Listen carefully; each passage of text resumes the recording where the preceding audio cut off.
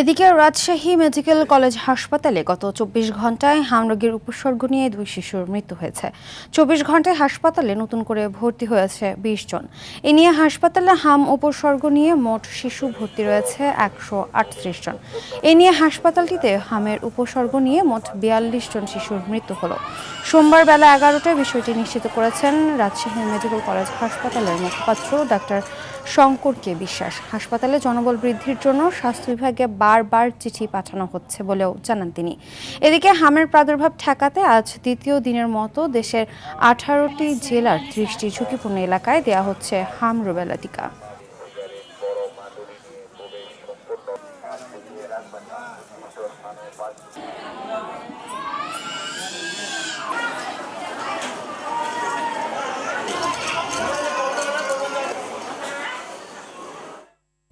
দর্শক, এই মুহূর্তে রাজধানীর মহাখালী ডিএনসিসি ডেডিকেটেড হাসপাতাল থেকে যোগ দিচ্ছেন সহকর্মী জাহিদ রহমান।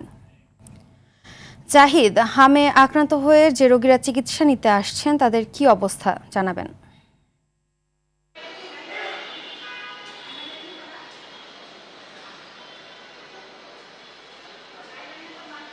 ফারহিনা,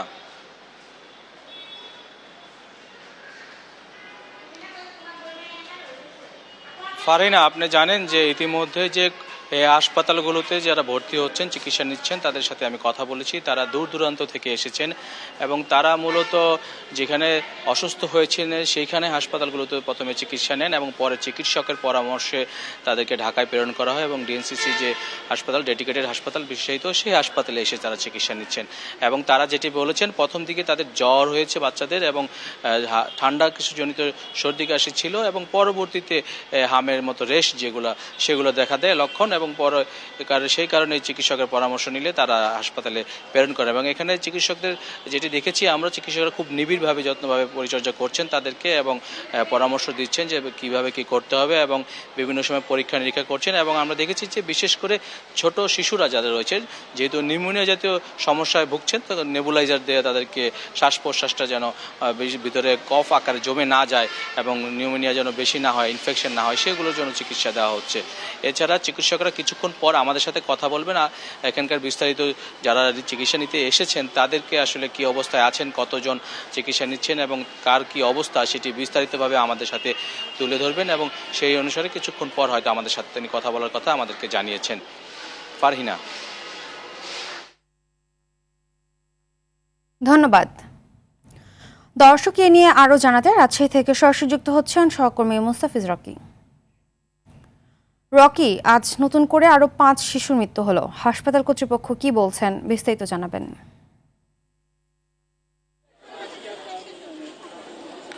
ফারহিনা, ৫ শিশুর মৃত্যু গতকালকে হয়েছে। আজকে গত ২৪ ঘন্টা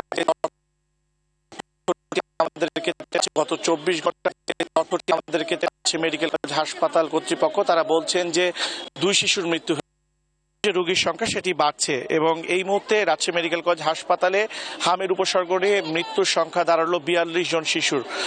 আর কিছুক্ষণ আগে আমি রাজশাহীর মেডিকেল কলেজ হাসপাতালের যে ওয়ার্ড রয়েছে, শিশু ওয়ার্ড, সেখানে আমি গিয়েছিলাম এবং সেখানে গিয়ে দেখেছি যে সেখানে কিন্তু চিকিৎসা সেবা চলছে। বিশেষ করে যারা এই হামের উপসর্গ নিয়ে যারা ভর্তি হয়েছে তাদের শরীরে কিন্তু র্যাশ, পাশাপাশি তীব্র জ্বর রয়েছে। এছাড়াও আমরা স্বাস্থ্য বিভাগের সাথে কথা বলেছি, তারা বলছেন যে ২৬টি এলাকা প্রাদুর্ভাব এলাকা হিসেবে চিহ্নিত করেছেন তারা। সবচেয়ে সংক্রমণ দেখা দিয়েছে পাবনায় ১০টি এলাকা এবং রাজশাহীর ৬টি এলাকাতে, যার 5টি কিন্তু মহানগরীর ভেতরে। এছাড়াও নওগাঁয় 5টি, চাঁপাইনবাবগঞ্জ 3টি এবং নাটোর সিরাজগঞ্জে 1টি করে এলাকা। এবং স্বাস্থ্য বিভাগ আশঙ্কা করছে পর্যাপ্ত পদক্ষেপ না নিলে আক্রান্তর সংখ্যা কিন্তু আসলে বৃদ্ধি পেতে পারে। এছাড়াও রাজশাহী মেডিকেল কলেজ হাসপাতালের যে শিশু বিভাগের প্রধান অধ্যাপক রয়েছেন,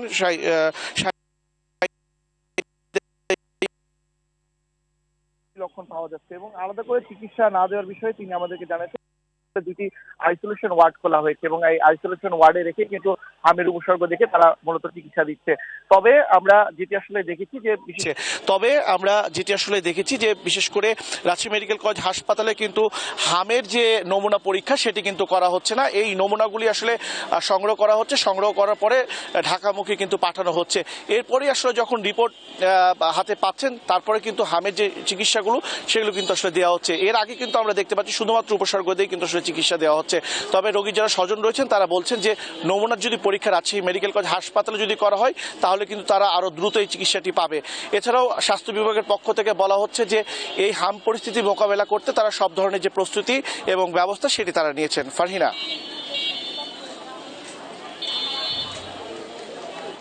ধন্যবাদ।